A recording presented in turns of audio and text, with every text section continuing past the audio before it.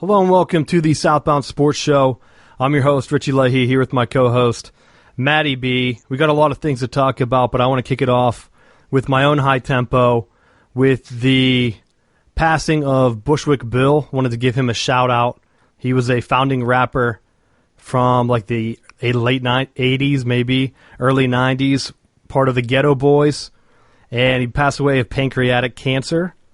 And I know we haven't really done anything like this, but with him in the hip-hop world making a big crossover into sports in like the 90s growing up, definitely a big loss. I know a lot of ESPN stuff, I don't know if they've even hit on it, but he grew up, or his music grew up with me right around the same time as like movies as Space Jam and stuff like that. So definitely an icon, and sad to hear of his passing. So I wanted to start off the show with that. And check out some of his music. Check out the Ghetto Boys if you've never heard of them. A good listen. But let's get into your topic, Matt. What do you have for High Tempo this week? Just the breaking of, or the waiting for the sentencing for Kellen Winslow Jr.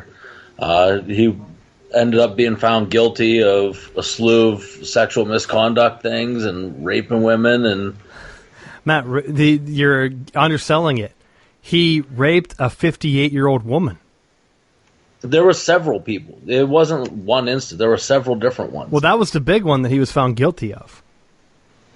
Because yes. I know there were other things, but we're waiting to see what the sentencing comes down on.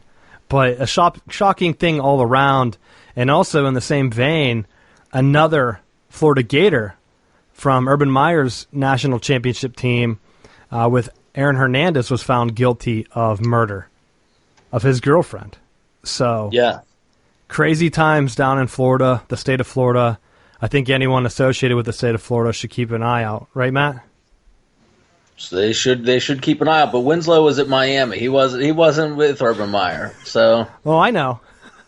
But I'm just thinking like the whole state, football programs in that entire state, right? Yeah. Yeah. Ass. I also have some other sad news because I don't want to forget to talk about it, but I want to give a shout out to Charles Matthews from the University of Michigan basketball team, declared for the NBA this year.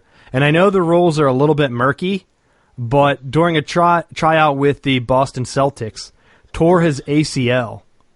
And I don't know how medical procedures work or how bad the ACL is, because normally it only takes you 6 weeks or 6 months to come back maximum. Sometimes it could be as short as like 8 weeks, 6 to 8 weeks. You're back in 2 months. But I heard some NBA rumors that he was going to be out for the year, which shocked me because it happened now in June or late May. I'm not exactly sure when the workout was, but it would give him a timetable of a return in December. And I don't know how the NCAA would look upon it if he was slated to go in the second round. But what if they gave him a chance to come back? Would he want to? I know Michigan has a new coach, so it's not like he can get plugged right in, focus on rehab, and jump into a system that he already knows. They're probably going to be running all kinds of different stuff. But I'm sure he's not the only athlete out there that as they are trying to redo the draft rules, I would hope that something like this is going to be taken into consideration in the future in terms of guys coming back, because there were some people that ruled it out. Maybe he could go back to college because he was slated as a second-round pick. Most likely this injury has him fall out of the draft unless like a team feels bad and picks him late in the second round, which really leaves him with not a lot of opportunities.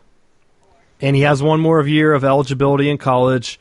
Some of the early rumors were that he didn't sever ties by May 29th. So by the new rules, you have to sever ties with your agent. I think you can still stay in the draft as long as you're not drafted, then come back to college if they have a spot for you. So it doesn't really help the athlete out at all. And so very sad to see that. Would hate to have his career end like that. I'm sure hopefully he can possibly get a G League contract just based on his defense, but prayers out to him for a fast recovery. Now it's I thought with the NBA rules, isn't that something that they have to? If you don't sign with an agent, that he would have been able to come back. Well, they've been changing it because for whatever reason, both the league and NCAA, they don't want to get rid of one and dones.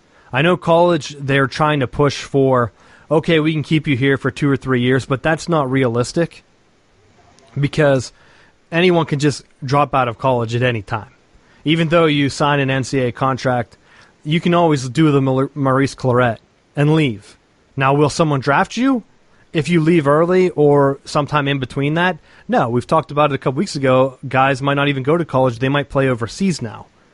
And for whatever reason, I don't know why the NBA, I understand that they lost a lot of money investing in players from high school directly that they used top draft picks on, and then they were busts because they only saw them play against other high school kids. And a lot of times in high school, when you're a standout athlete, even LeBron James was 6'8". A lot of kids he was going up against, 6'4", 6'3". He was a man amongst boys in high school.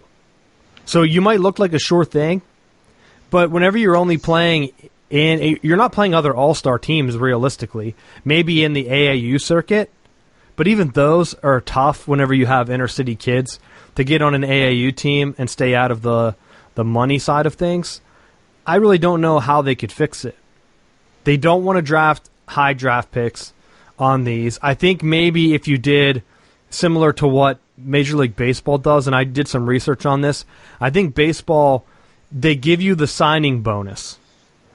And then they hold your rights. So if you go to college, you can develop there for a little bit. You could go to the minor leagues and develop there. And then if you come out, you can still go back to that team. Similar to like Kyler Murray, he still had the option to go to Major League Baseball. They drafted him.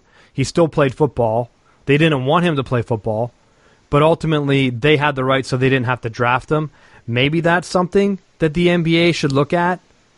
But I don't think they want to be in that position because overall, the ratings are down.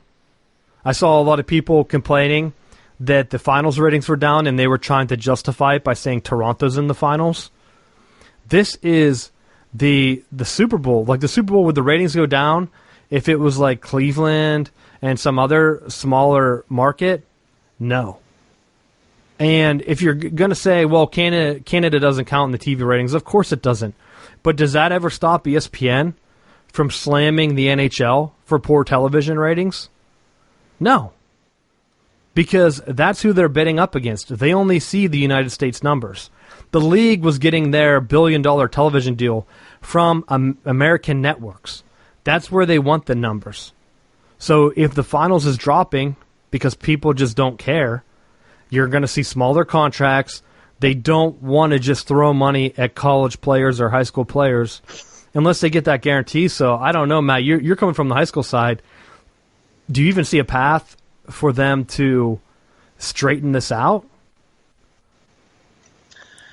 I don't know. I don't know what the best answer is. I know, like, I wasn't sure with one of LeVar Ball's sons. Didn't he go overseas and now he's back in some prep school in Ohio? Well, I know one of them. I know he toured Michigan, the youngest one. And even the one that got caught stealing from UCLA, I think, took a tour when Beeline was still there. So I assume that the older one, as long as you don't get paid overseas, you can play in the professional leagues. Like if you remember, Mo Wagner led Michigan to the national championship 2 years ago. He played professionally in Germany, and his brother did too. I don't know if his brother declared, but he would be an incoming freshman if he decides to go. So you could still play even if you took money overseas and then you decide to go to college. I think you have to pay it back. I think that's how you get around it. But you just have to not take money or you have to pay it back. It's kind of a case-by-case basis. Because I want to say there was a kid from Kansas or Kentucky that didn't get cleared whenever he's paid to come here. But like I don't know what the difference is between Wagner's situation and some of these other guys. I guess it's case by case. Well, I wasn't sure, and that's where I thought, well, that's going to be a sketchy situation because then if you're opting out of your senior year of high school to go play overseas and kind of bypassing stuff that way and then leapfrogging yourself back to America, doing this back and forth thing. I mean, these top prep players are already getting so much exposure and can go to different places. You know, looking at like IMG Academy for football, where they're able to pull in recruits from all over the country. I mean, maybe that's a route to try to keep them home, where they start establishing these like super prep schools that will keep them there, and then just transition them directly to almost like a sub-college type program, because a lot of them, you're already the kids are graduating with 2 semesters under their belt anyhow. So if you're holding them to 2 semesters, they could technically get their degree. I don't think it's a bad deal. I want to say that, I don't know, I think there was a football player from Michigan that got their degree in 1 year or 2 years, like you said, because of the strength of the high school AP program and taking college credits. You come in, you give it a shot. You might not have been a high recruit. You pay your dues, get your degree, and then you transfer. And as long as you're in a graduate program, I mean, some doctoral programs take 5 years. So if you get that bachelor's out of the way, you could transfer to another program. So, I mean, that's always an option. And I did hear someone, I was talking to a parent, and they were talking about sending their kid overseas, and they were trying to make the argument that, yeah, they could pay, they've been getting offers for like 60 to 80 grand a year. But if you skip college and you do that, you're not going to play basketball forever. What is going to happen? Let's say you get injured, or whenever your career is over, let's say you only last 5 years overseas. What happens then? Are you going to bank that money? Because depending on where you live, that, I mean, and you're young, a lot of NBA players make millions. They're broke. NFL players are broke all the time. So you're taking a young kid, throwing him overseas into another situation. I would find it hard to believe that parents were moving over with them. So you have money for the first time. You know they're going to spend it out, going out to the club, doing whatever. It doesn't seem like a viable situation unless you're almost using it as a springboard to get into coaching or some other athletic field. I just don't know. It's a risky situation all around, so I don't know how they can make it better. I mean, you just got to kind of, each situation's different. But you got anything else to add on that? Nope. All right, our big topic today, bench clearing brawls, because Pirates were in one yesterday. Oops, I dropped the... Do you even call it that? Matt, I was going to bring that up because you sent me a different one a couple days ago, and then I saw the Pirates were in one as I was watching a little bit of the game, and it was a waste of time. A week ago, or 2 weeks ago, I was complaining about the Pirates games, how they had the pitch clock, and then they didn't even enforce it, at least to my standard, because if a guy runs out to the batter's box, they stop the clock, and then he calls a timeout and gets out of the box. What is the point of having the initial clock? Is that just to make sure that whoever's in the dugout knows that it's their turn to come to bat, to go run out there and do that? But then this is even worse. You have a guy, and I think teams are getting soft, and maybe it's because of all the transactions these days, people jumping teams, going back and forth. I don't know. But when I hear bench clearing brawl, the key word they're forgetting is the brawl. There's no fight. It's kind of just like a bench clearing shout fest. I know that's not going to get the clicks, but if it's like, check out this bench clearing brawl from the Pirates Brave game, and then I'm like, okay, I do want to see this brawl. I want to see someone at least throw a punch, but instead it's the catcher pushing the guy back, and then for some reason a coach is out there holding him back when you know you really don't have to hold the guy back. He's not going to run out there and try to get hurt. If you're a pitcher, you're not going to throw a punch. Think back to that movie Bull Durham with Kevin Costner from the 80s. If you watch that, I'd watch that all the time growing up. That was one of the things he told the rookie pitcher. Don't punch a guy with your pitching hand because it's $1 million arm, you idiot. So you really think that the guy's going to punch a guy wearing a batting helmet? All he has to do is duck, break your hand, and then what? Stop calling them brawls. That's my beef. Matt, what are your thoughts on this? Thought the exact same thing. I think when you look at players they're not willing to risk getting injured for any extended period of time, so you're not seeing them being as risky with getting into these fights. The other part to this is, would Major League Baseball, if a serious fight broke out, would they end up slapping additional fines for players, trying to protect the league? I don't know if that would be something that they would try to enforce, to try to hold them to some code of conduct, to say, no, we don't want to, so that they have the deniability to say, oh no, we don't want this kind of behavior going on. But the NHL tried that. I don't think I'm making this up, but I want to say like a decade ago, I remember that being like a thing. They tried to say that was like a negotiation tactic by the television networks, that the sport was too violent. So they were going to clean it up. And then, of course, that dropped the ratings. So then they were like, well, we're going to ease it back in. But because you already created that stigma yourself around your league, they couldn't openly say like, hey, fights are back. We can fight now. So I think Major League Baseball is on the same situation. And Matt, they're finding people and suspending them for all kinds of stupid reasons. You know that if a guy pushed, they kicked out, 3 guys? They kicked out Clint Hurdle. Like, Hurdle, what are you actually doing on the team? I feel like it's his job to just make sure they stay 500. Not to win, not to make the tough decisions, but to throw in bullpen when he knows that the starter could probably go a little bit longer, but he's let's just keep that pitch count thing going. Let's bring in our bullpen, which absolutely blows. Let's see how many other games we can blow for our starters. I actually feel bad for them. But I don't know what else they can do, because it's a waste of time. Nothing is going to happen. So I agree with what you said.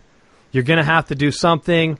I think if you do fines or try to dissuade it just so that it doesn't happen, because it's wasting too much time.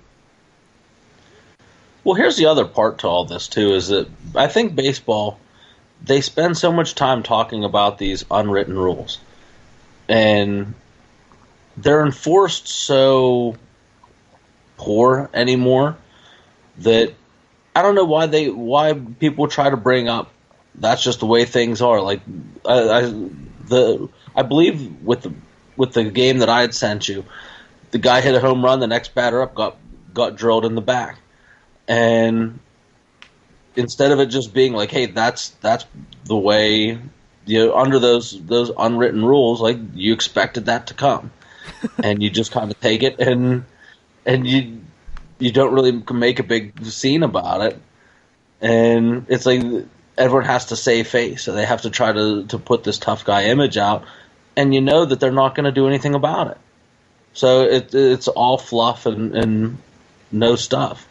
Oh, I 100% agree, Matt. And the unwritten rules was one thing that I could always take advantage of when I played ball, because there was always an etiquette factor that they teach you when you're young. I don't know if it's like parents learned it and that was their way. Like, I guess the boomer generation, when they were getting taught how to play sports, their parents were like using it to help teach them discipline and solve behavior issues at the house. But I feel like every kid around my age was taught that you got to stand proper, you're on the bases, you got to hustle, and then when the play's over, you applaud the other team and things like that. And you could really rattle a player by just trash talking, because no one else trash talked. So you could really get into their head, and I think it was just kind of like an unwritten rule, like, hey, you're not really supposed to do that. I love going to minor league Pirates games, especially the Altoona Curve, and sitting in the outfield beside their bullpen and just talking trash, because there's almost no one out there. It's like the left field, and you can get a good chance of getting home runs and foul balls there. And so if you're looking for a minor league ballpark, I always recommend it. You can just look up some stats online and then talk trash. These are professional guys. They're playing your hometown boys. Maybe one day they'll get called up to the majors and you can remember chatting them up. And surprisingly, The bullpen guys will chat you up. A lot of them think it's funny. But the unwritten rules thing is ridiculous to me because it seems like it's an echo chamber. Because who's getting hired for the Major League Baseball broadcast gigs? Former players. Who made up these unwritten rules? We don't know.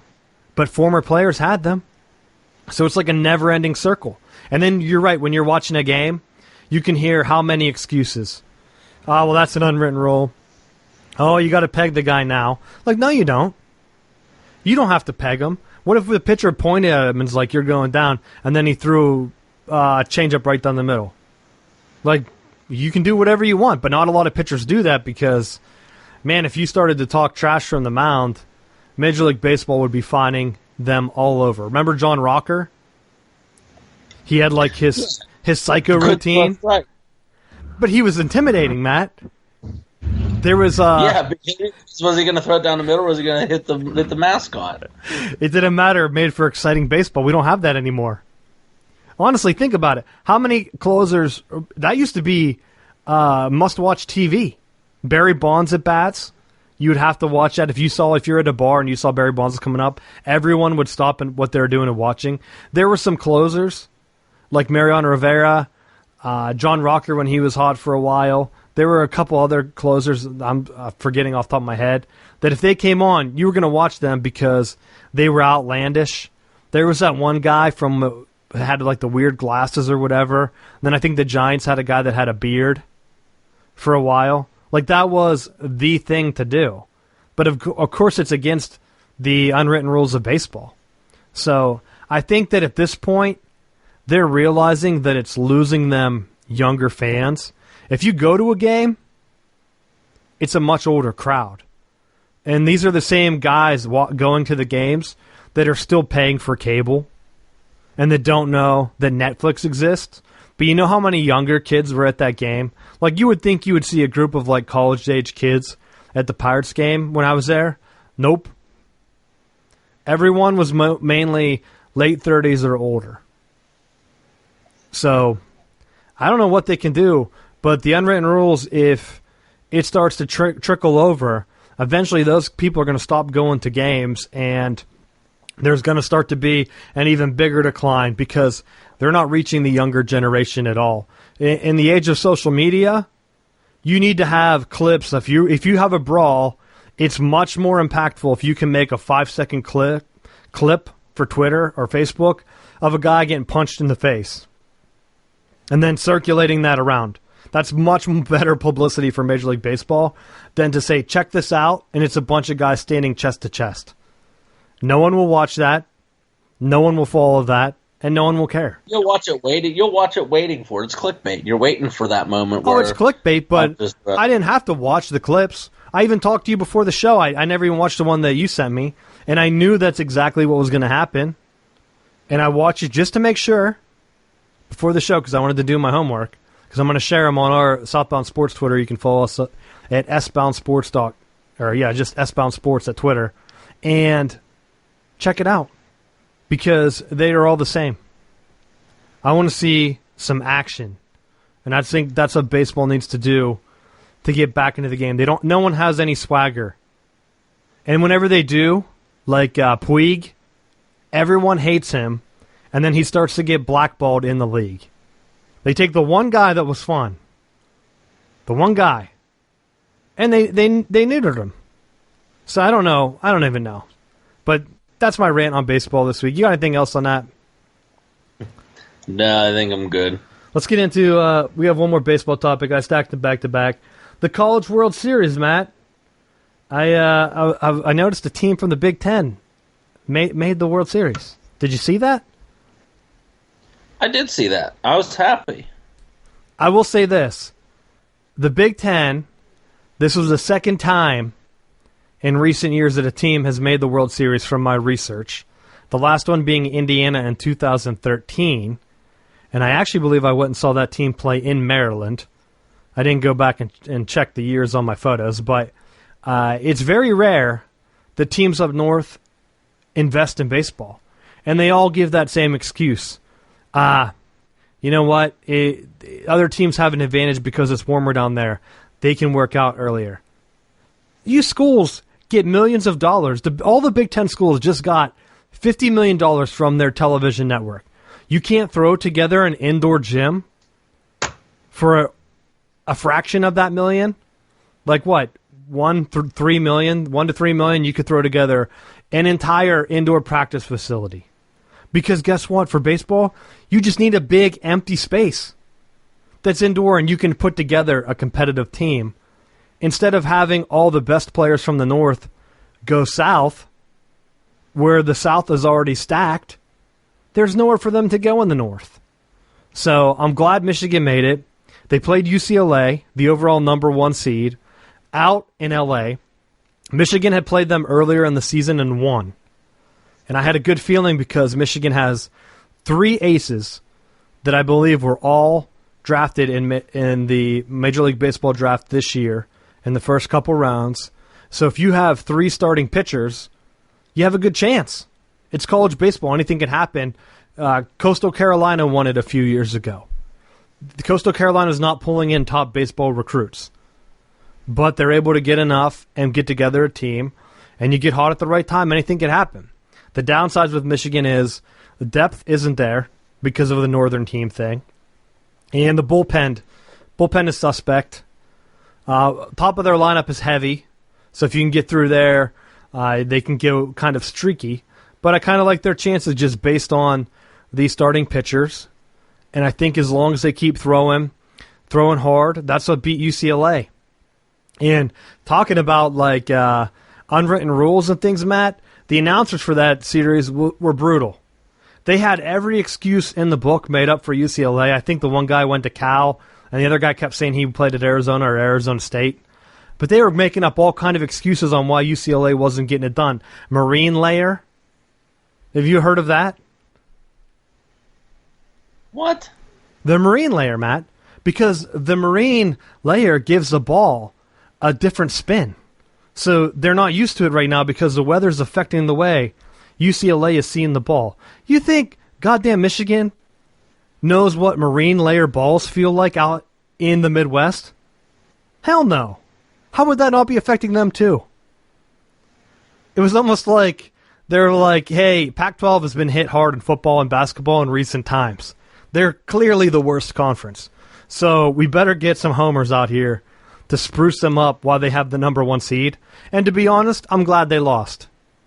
It was embarrassing to watch. You couldn't get one other guy out there that I understand these guys played college baseball, but to hear excuses like that, marine layer, it just doesn't make any sense. It's almost like whenever you watch a Colorado Rockies game and they always talk about how the altitude makes the ball fly out of the park faster. And it's like, guys, we know this. It's not a talking point for every game. Put it in the pregame when you do the national anthem, and then don't bring it up again. Like, come up with some new stuff. So that's my rant on that series and Michigan going forward. And I want the Big Ten to start investing because some schools now with Maryland in the league, Michigan hired Maryland's coach because the Maryland athletic department is a mess. They were in the hole. They can't get anything. Michigan took an in-conference coach unless he was hired. He was hired right around the time. Maybe it was the year before. Maybe Maryland was still in the ACC. I think it might have been. But they just hired Maryland's baseball coach. They said, you know what? Your program looks pretty good. That's kind of in the north. Maybe he can build a program, and he's been great. South Carolina tried to poach him away. And then guess what? The AD for Michigan made his salary increase, tried to get him some extra help to try to encourage him to stay. There's no reason other teams can't do that. And not even in the Midwest, but out west in the Pac-12. Like the Pac-12, yeah, you have UCLA and a couple other teams, but it shouldn't all be Southern teams. But that's my rant, and that's what the exact tournament is. So go ahead, Matt. What are your thoughts on the Knowles chance? I know we're in the same group right now.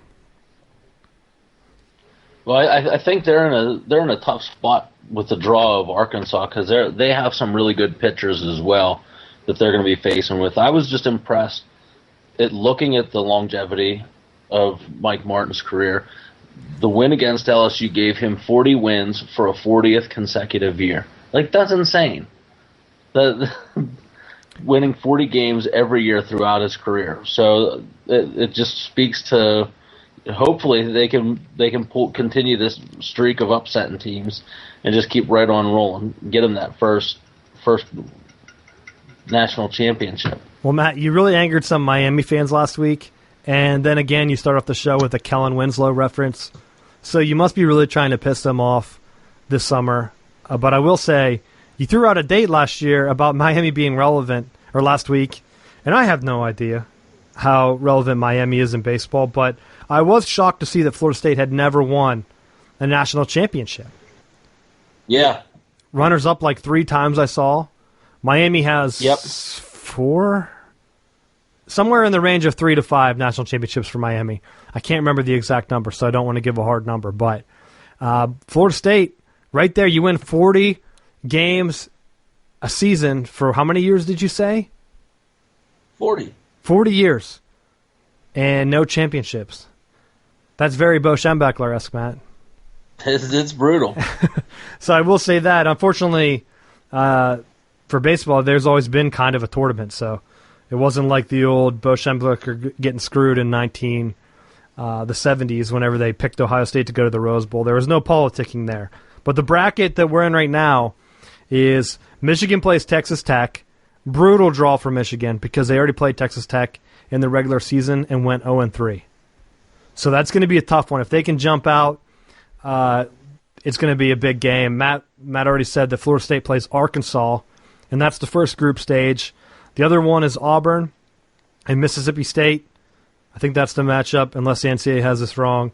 And then Louisville and Vanderbilt. The Louisville game really jumped out at me because we had talked about their pitcher getting thrown out last week, and they just pistol whipped ECU like they stole something. Well, that's exactly what Auburn did too to UNC. They scored like double digits in the first inning. It was almost a record. Yes. So anything can go. They both scored 14 runs. Yeah, and that's what it's going to come down to. I know that Louisville team's solid, and yeah, if you're scoring runs, you don't have to worry about pitching. I still think he's out for these opening rounds of the actual World Series, so it'll be interesting to see how that plays out because I didn't think he should be booted at all. I don't think they won the appeal. I don't even know if they appealed. But if you're just looking at it, you can see that the SEC has half the teams. 4 squads from the SEC, Auburn, Mississippi State, Vanderbilt, and Arkansas. The Big 12 has 1, Big 10 has 1, and the ACC has 2. So, not a lot of variety. Like I said, no Pac-12. You talk about having the overall number 1 seed in UCLA, has to be a complete letdown. But it's not only them. You can't have a team from the Big 10 make it, and then Pac-12 has a fertile recruiting ground in L.A. that you can't get through. And even if UCLA falters, what happened to USC? All the Arizona teams. They should be in the World Series almost every year. So, I don't know. We'll see what happens. It's going to be a South-dominated sport. I don't even know if a lot of people watch it, but I'll be watching, and we'll be giving an update on it next week. Let's get into our big sport for the summer. The USA Women's World Cup. Did you see, Matt, they played Thailand today? I can't believe Thailand actually was allowed to participate. Why do you say that, Matt? I don't know. I just can't believe that they were able to field a team. Did they, though? Did you see the score? No. 13-0. The United States basically guaranteed... So they don't have it. Yeah, they guaranteed a basically tiebreaker. Because a tiebreaker goes by margin of victory. And so a 13-goal lead is ridiculous. That could be the most all time. They did say that it was record-breaking. I don't know if I had the exact stats. Let me see. I have it up here. It said it made history. They netted 13 goals, which is the record. The previous record was held by Germany in 2007. They beat Argentina 11-0. So 13-0, Yeah, in the group stage, it's looking good. I always fear that the United States is going to get into women's soccer and eventually they're going to not care anymore. They tried the Women's Soccer Professional League. The money dried up. And then after a while, it's got to be hard to recruit these athletes if you're not paying them the same as what men are getting paid. Because if a men's national player gets, like, I don't even know how much they get, but let's say they get a six-figure salary just to play on that team for the year, that could be their actual job. But the women weren't getting that. They're getting, like, less than what even teachers make.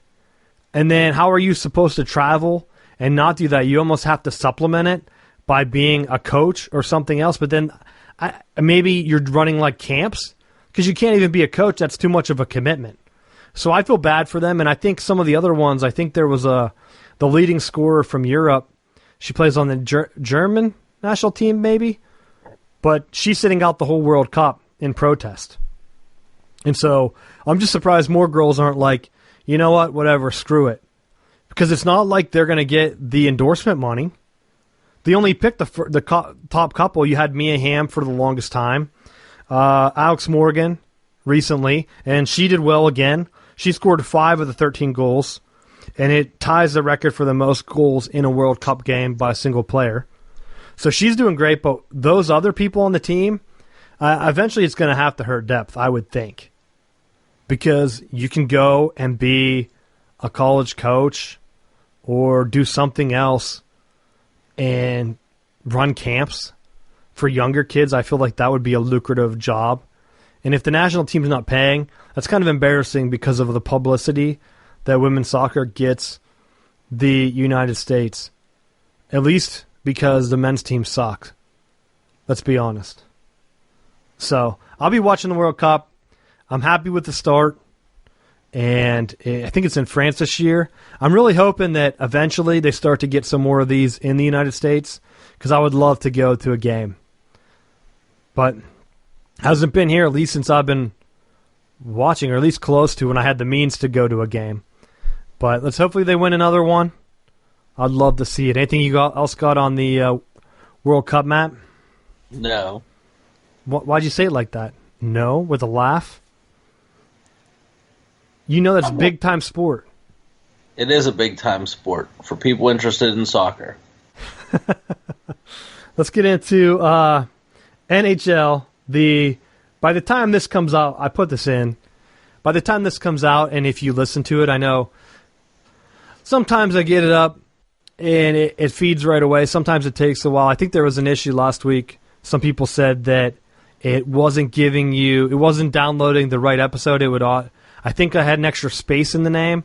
And so I don't know if all podcasters got the old episode, but for whatever reason, it was loading up the last recent one, which is last week's.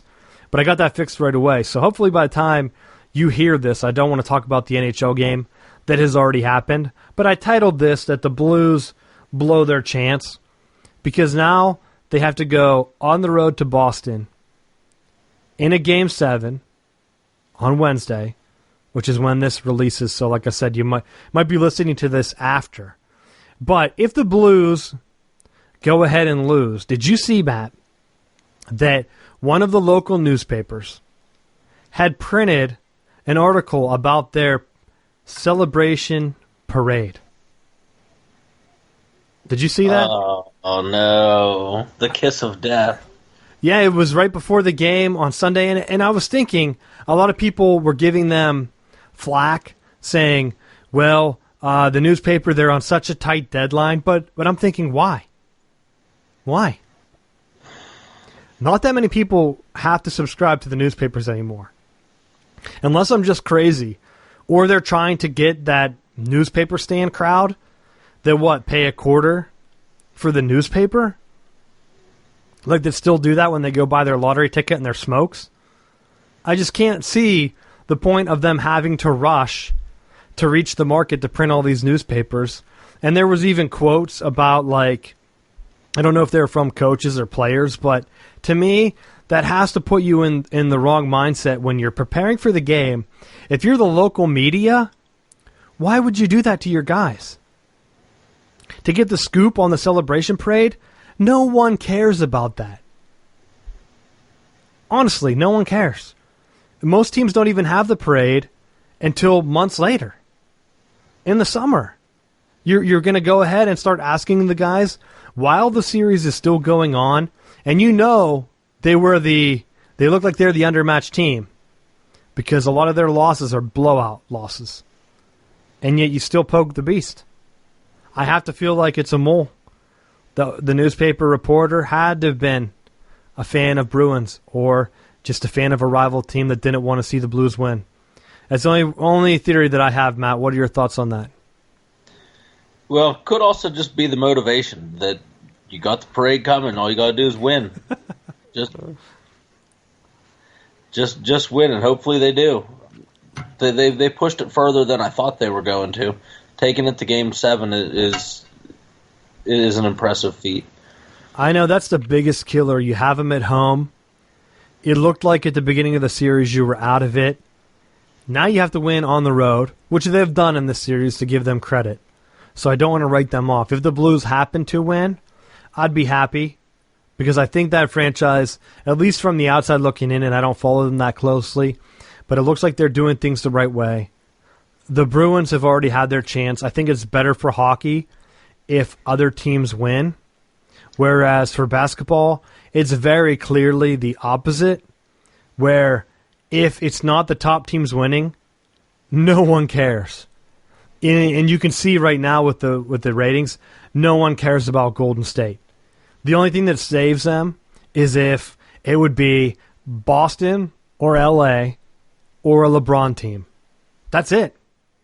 It looks like that's it. This is the lowest rated, one of the lowest rated finals since like 2007 or something, which is crazy to me. But then you're looking at hockey, and I think because of the more fractured fan base is not a lot overall of casual fans, but whenever you're able to draw in other cities, I think it's good. You can have an LA here that goes on a run. You can have a Pittsburgh go on a run. You can have Boston, Chicago. Then you're able to bring in those fans and bring in more casuals because they see their city doing well. Hell, even Carolina this year. They made their run to the conference finals. That brought in a ton of casual fans. People buying Hurricanes gear left and right. I actually saw it stocked in a local Target, and I never see Hurricanes gear there. So you're able to bring up a casual fan that way. So I think it's really good for the sport, and I hope the Blues get it done. So hopefully when you listen to this, you can nod in agreement knowing that they won and they didn't actually blow it. But I had to name it Blues blow their chance because it looks like they might have. Anything else you got on that, Matt? To reverse the potential psychology that they already put out with their the parade stuff. Brutal. It almost makes me just want to go to anytime, see if we can get a press pass for if the Ravens are doing well and just find Harbaugh and say, hey, how are you guys going to celebrate the Super Bowl win? Or like Ohio State, go find out what Ryan Day's up to and start congratulating him on a Big Ten championship in June. I feel like that might set a good precedent. And I might want to start to try that out. So stay tuned. Maybe Southbound Sports will get into the congratulating business. Any other teams you want to spite, Matt? We can congratulate them on championships before they happen. Seems like the easiest way for teams to get their guard down. You almost had a big one. I'm going to switch here to the NBA. Matt, people laughed at you. You made your prediction. Raptors in 5. And last night... Point away. So close. They slipped up. I named this one Raptors Slip Up because I'm staying with the negative theme here. And I don't know what Kevin Durant's doing. I watch a game. He's in. He's out. He's getting hurt again. He shouldn't have played. It looks like now he was going to come in and be the savior because when he was playing, Golden State had a comfortable lead. He goes down again. Kawhi gets the guys right back up. And the last call of the game. You have to think that if you're an NBA coach or a player or anyone, that you've been thinking of this moment your entire life. Okay, we're down 1. We've been practicing this all year. They even said, like, down here in Raleigh, and Jim Valvano with the NC State, they would practice cutting down the nets at practice because he wanted them to get used to it, because he was teaching them how to win games when it mattered most. You teach them how to win that final moment, Matt, and then whenever it happens, you're ready for it. Raptors were not ready for it. They dribbled down, give the ball to Kawhi. He's immediately doubled. How would you not expect him to be doubled? Why did you not have one of your guys cutting to the middle lane? If they had one guy actually move towards the basket, they win with a gigantic dunk because there was no one under the basket. No one. It would have been an awesome win. And instead, they just let him get doubled, and then they throw up a weird three-pointer, which I honestly didn't even think they were going to get off, because is it Lowry, their point guard? Maybe he took the shot, but this possession before, he looked scared to even have the ball. He was trying to pass it, threw one all the way back court. It was like, what are you doing? Have you not been trying to win a championship your entire life? If you're going to shit the bed, just go over to the coach and say, Coach, I'm going to shit the bed. Like, I'm scared. Just take me out. We have to have a bulldog on the bench somewhere. Anywhere. Find a guy that can go in and get the game done. Matt, you're a coach. What do you think? You, as a coach, shouldn't you know which guys are calm under pressure? Why would you even have a guy in there? I understand he's one of your better players, but don't you want guys in there that are going to have that winning mentality when you need it most?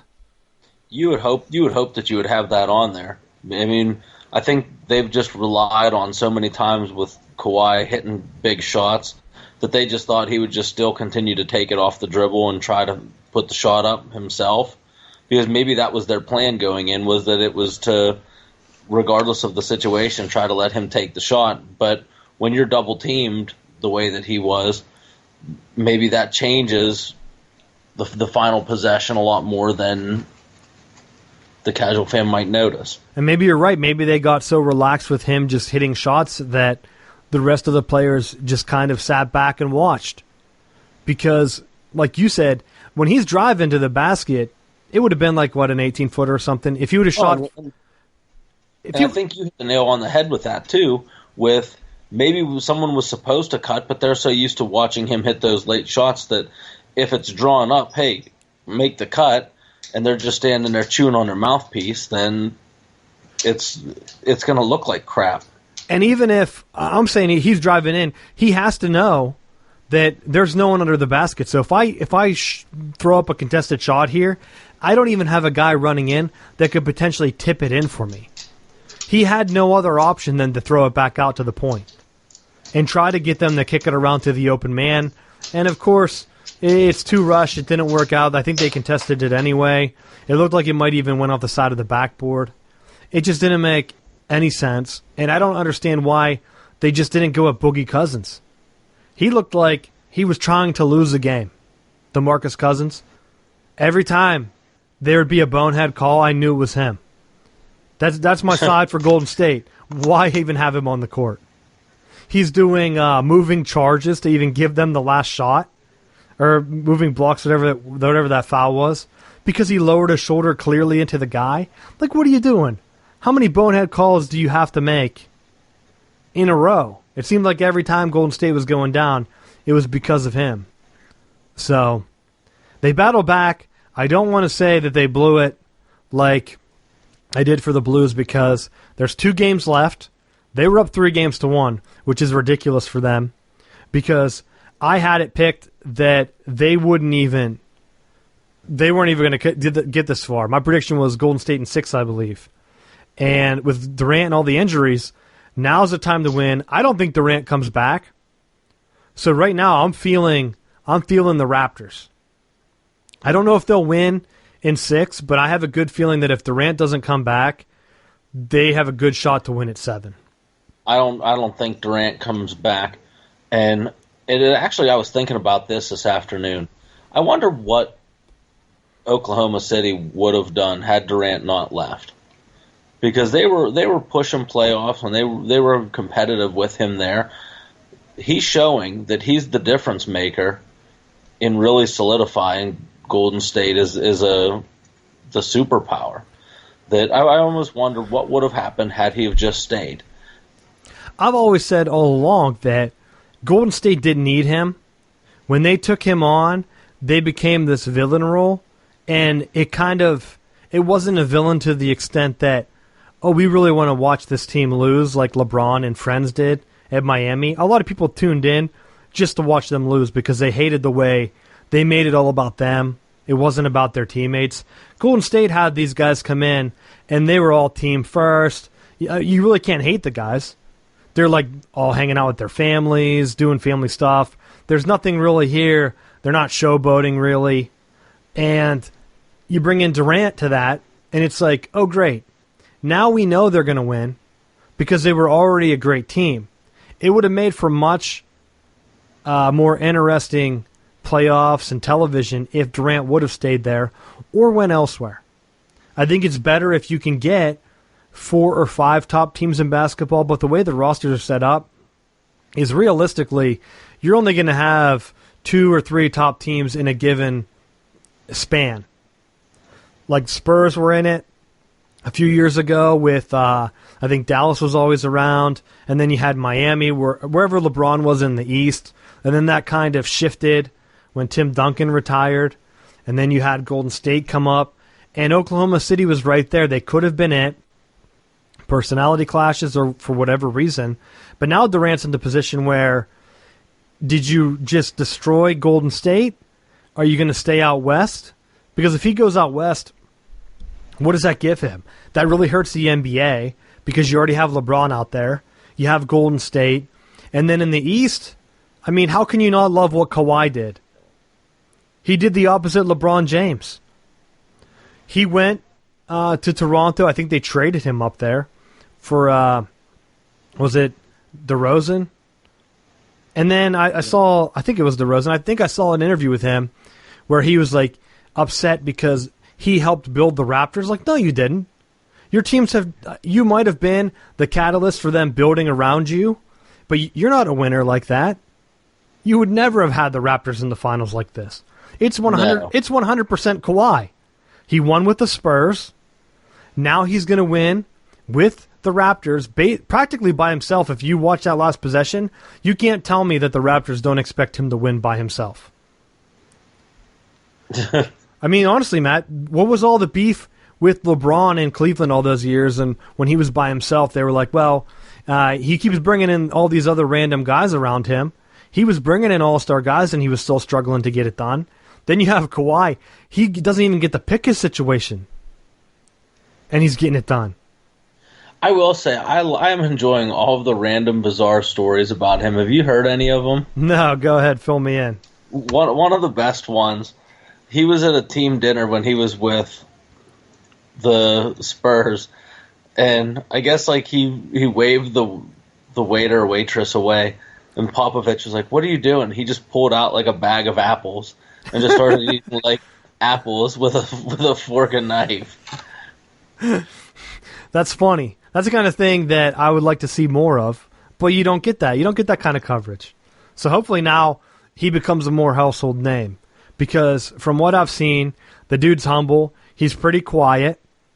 He's not out there about making it about himself. He's practically what the NBA needs to help expand their brand. But for whatever reason, they didn't throw into him marketing-wise whenever he was with the Spurs. And I understand it. Maybe because you had that great core around him, you still had their big three of Ginobili, Parker, and Duncan. So, okay. But now he's with the Raptors. I don't understand how they're not going to do, if he wins it, you have to do a marketing push around him, because he took down Golden State. Even with the injuries, I didn't think that there was any way they would lose. And I'm happy for him. I just wish he was at Boston now. Give the Celtics a championship. Maybe they'll make a move for him. That's the kind of guy that you need a killer. You need a guy like that that's going to take the shots and get your team to the next level. And, I mean, Isaiah Thomas was one of those guys. I'm surprised he hasn't made it stick for a team after he left Boston. But, I mean, that's what Philly needs, one of those guys to develop, Could you imagine if Ben Simmons became one of those guys? They just look like he has the edge. So it's going to be big because who knows if LeBron can get a team together. They keep talking about them getting Anthony Davis on, July 1st, whenever the trade thing happens. So we will see. But hopefully by next week, I think we'll know for sure. Because that's my other beef, too, before I let you finish, and then we can hit up last couple topics. But NBA ends on Sunday. Their Game 7 is on Sunday. That makes the most sense because everybody will be watching. NHL Game 7 is on a Wednesday. Why in the hell is your Game 7 on a Wednesday? I feel like whoever marketed or came up with their television deal had to be a complete moron. They just didn't think it was going to go to 7. Man, it doesn't even matter. Like, you want to set up your best games for the best days. I don't know what exact days the next 2 NBA games are, but you try to set it up on the weekends to build hype. Spread it out a little bit more. Try to do a Saturday. Why not make it on a Saturday? If you know the NBA Finals is on a Sunday, make it the Saturday night Game 7. Make Game 5 the Saturday before. And then you put Game 6 on Monday. Try to schedule it on a Monday night because that's like the other big night, or even Tuesday. I don't know if the NCAA National Championship game is on a Monday or Tuesday. I think it's on a Monday. But just try to even it out a little bit to help your league out. Don't put it on a Wednesday. And whatever. Do not put it on NBC Sportsnet anymore. Get it on a major network. That's my final thought for NBA and NHL. If the NHL wants to compete, they got to stop throwing their championship on like the same channel that golf championships are on. Can't have it. Not even the big golf ones. They're always on NBC proper. So do something. Work that out. Because I know it's going to hurt the Penguins later on if they ever get back. I won't be able to watch them. Anything you got on those 2 sports, Matt? No. I did have one more thing before we get into the final bill. I put on the topic list so I didn't forget. The Big Ten had some changes. Last week I talked about their new commissioner, Warren. I was kind of low on him. I tried to do some research to bring it back because whenever they hire someone and they say that it's pushing the league forward, they're really forward thinking. Those are all gibberish words because the guy has no idea what he's doing or he has no actual real accomplishments. I think I said last week that he helped finance a $600 million new home for the Minnesota Vikings. That does not mean anything for the Big Ten. But I did want to give him credit on one thing. I found a little nugget that I wanted to share. While he was overseeing that new stadium that I talked about for the $600 million, he made sure that the stadium was built for fan experience by including roofs made from NASA to help with some of like the weather stuff and temperature control, and along with Wi-Fi hotspots so that you can get internet. And that's my biggest beef from the big house. When you're in there, your battery dies so fast on your phones. And I was actually when I was at school there, we were doing something with AT&T or something. Maybe it was Verizon. I can't remember who. But they were trying to figure out how to get better hotspots inside the stadium because when you have 100,000 people in one location, it's very hard for them to deliver satellite signals. So if this guy comes in as commissioner and he makes stadiums more high-tech and he brings some more tech things, namely streaming to the Big Ten Network so that I can stream it from any device without needing weird cable subscriptions and stuff like that, I would be 100% behind him. So there's a little bit of hope. I was negative last week after thinking about it. Hopefully, they become a leader in that field. And then the other topic that I wanted to hit on was they changed their bowl lineup. Matt, they added the Daunted Bull of the Belk Bowl in Charlotte, North Carolina, which is very close to me. Now, it is 6... Well, that'd be good because then you can go see Michigan play. Well, that's what I was going to say. I thought we would play in there, but it looks like it's what, 6, 7, 8, the 8th pick. Yeah, that's the perfect one for Michigan. Matt, we don't go that far. We have an annual bowl scheduled against Florida Gators in the Gator Bowl. That's actually the bowl that got cut, the Gator Bowl. So that means that they're going to have to slot that up. You know, we have to play Florida. That's the SEC rule. So we're either going to be put in the Outback Bowl from now on or the Citrus Bowl, the 3rd or 4th pick. I would love to see us play in the Belk Bowl, though, against the ACC. You know, Florida State, if they can make a bowl game, we might see them there. You'll see him there. You'll see him at the Belk Bowl, Matt.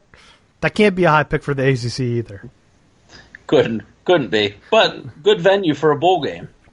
Well, here, let me just tell you some of the names that the Big Ten has for their bowl games. It's obviously the Rose Bowl, number 1. Then the Orange Bowl. That's for the next coming years, which is surprising because I thought that was one of the playoff bowls that rotated. But then Florida State did go to the Orange Bowl recently. How'd they do in that one? Well, how many years ago was that, Matt? I think Jabril Peppers didn't even play that game. Oh, yeah, I forgot. ESPN's still talking about how Jabril Peppers is injured. Yeah, don't you remember he was in that big blockbuster trade for OBJ? He's a primetime player, Matt. But they have Citrus Bowl, Outback Bowl, the 2 Florida Bowls I mentioned. Then they have the Las Vegas Bowl, which is new versus Pac-12, or it might have been recently. Then the big Motor City Bowl in Nashville against the SEC. The Pinstripe Bowl, which is the dumbest bowl in New York, because why would anyone want to go to New York to watch a Big Ten team play an ACC team? Bring an SEC team from the South into that bowl. That's what I want to see. Because then you won't have all these SEC diehards talking about how their small team from Ole Miss or whatever team slows into that, gets up there in the freezing cold and doesn't know what to do. Then the Belk Center Bowl. But here are the big ones, Matt. Cheez-It Bowl. You want a bowl of Cheez-Its? You can get one free in Phoenix, Arizona. That's going to be a Big 10, Big 12 matchup. And it's going to be, 9th bowl, so who knows. That'll be a bottom-feeding matchup. Then we have the Red Box Bowl. You can go to one of those kiosks, get your ticket right outside of Walmart. And then they have the Quick Lane Bowl versus the MAC. I would call that the Rutgers Bowl, but by that pick, we're getting into like the 11th team out of 14th, and I just don't know if the Big Ten's ever going to be able to fill that bowl. And I would be embarrassed. At that point, I would want my team to decline.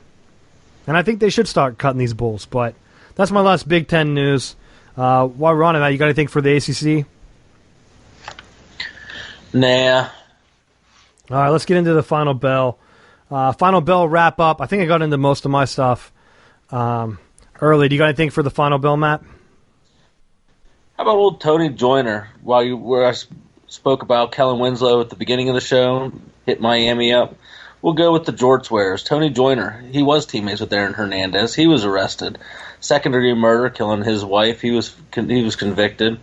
So there's another one that was on that Urban Meyer team of. I think that's the guy I was talking about earlier. I didn't have my research. Yep, killing people, bunch of murderous thugs. That's what you get down there in Georgeville. Well, we'll see if Urban Meyer makes his comeback. A lot of USC people are still pushing for him out west, and I have to think that their athletic department has to be an entire mess at USC because you're keeping Clay Helton on. The league is dying as a whole. I used to think the Big 12 was going to be split up, but now I'm just wondering if the big Pac-12 schools are just going to end up in some type of Big 10 merger. Arizona State's already joining for hockey. I think you're going to see a change, though, with USC. With them hiring Graham Harrell and bringing on more of those air raid stuff, I think eventually you're going to get to where the Pac-12 starts to take on some of the Big 12 resemblance, with it just being Wild Wild West shootouts. Really, Matt? Is that what's going to get it done? USC won because they had a pro-style system that was built around being more talented than the other team and being able to shove it down their throat. They were basically Alabama before Alabama. They got away from that. They don't have that anymore. Yeah, why not? The athletes are still there. That's why Harbaugh still recruits over that way. Because all the movie stars aren't allowed on campus anymore. And that's a shame. You should think that anything should go. I think that should be the new NCAA rule. Anything goes, and then anything goes. That actually reminds me of. I'll use this as my final bell. Did you see that Florida State is trying to privatize their athletic department, Matt? Yes, I did. What are your thoughts on that? I think it's a step in the right direction. There's a lot of programs that have done similar things. Their boosters have acted as a separate entity for years, and I think just having them mutually aligned will hopefully steer things in a positive direction. I couldn't get good factual research to see if other schools have went to this extent, but some of the things that would take a little bit of a shady turn is, as a public part of the institution, you were open to kind of like the Freedom of Information Act requests. If you privatize the entire thing, I don't know how that dynamic changes. So like when you had the Jameis Winston incident, you can go ahead and request certain information and be able to get that. If you privatize the entire thing, they don't have to give any information. And I have to feel like even at public institutions, you're going to get messes like you had at Michigan State with the doctor. Then you had a doctor at Ohio State. That's when things are even public and people don't find out. So it's going to be, if you go private, I think it's only a matter of time before everyone else would follow suit if other schools haven't even started it. It was such a big splash that I thought Florida State was leading this, but I could be wrong. I know it's going to be a little bit different because there are already some private schools, like Miami's private, so they don't have to report stuff. Notre Dame's the same way. I don't know. Stanford might be the same. There are a handful of them. So if you go ahead and try to get into like the revenues of the schools, you'll see that there's about 80 or 90 schools out of the 120 listed. And that is why. Because you don't have to give the actual statistics out if you're not publicly funded. So it'll be interesting to see if that gives them a positive increase. Because I've always stated, for the Big Ten, like, what would it matter if Michigan had a donor pay for a practice facility in Florida? They have an alum that's the owner of the Miami Dolphins.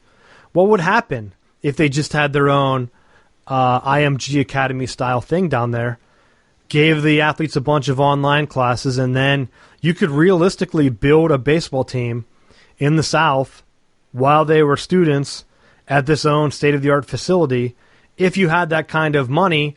And right now, being a public school, you can't really do that because you're tied to the state.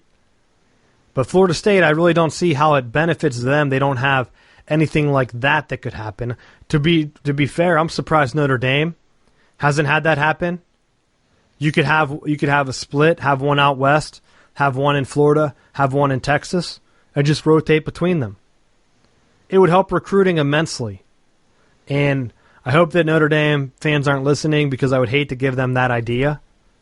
But if other schools start to go private, I could see that being a thing, because as long as it's a school campus facility, there's nothing the NCAA can say about it. That's my final thought. You have anything else on it, Matt? I think it's a good spot to end on. Well, thanks for listening, guys. Been picking up a lot of steam, so we love it. Tell your friends, and go to southboundsports.com to get the latest episodes. If there's ever an issue, you can hit me up on Twitter.